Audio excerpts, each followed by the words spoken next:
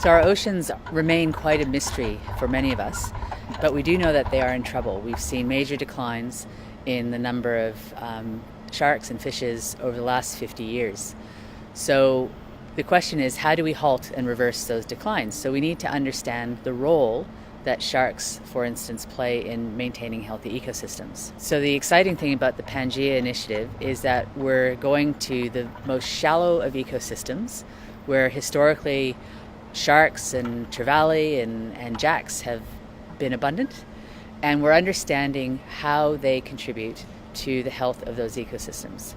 And we're doing that through a process of catch and release sampling, where we collect a fish, we take its condition, we measure it, we take a small tissue sample that will tell us what it eats, how it's behaving, and then release it back into the ocean.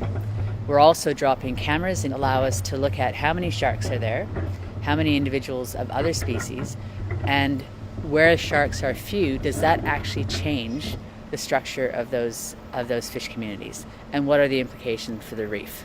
So what we can tell from the footage that we already have is some locations are quite sharky, lots of grey reef sharks, black tips, and so on. And in those places, there's a complete different behavior of the other fish around.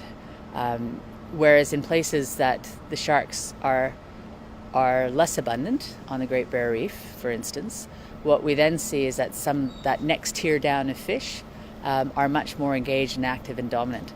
So what we know from previous research done by Dr. Shanta Barley, a postdoc here at University of Western Australia, is that the behavior of fish changes dramatically as a function of how many sharks are around. And the question is, what are the knock-on effects for reef health overall?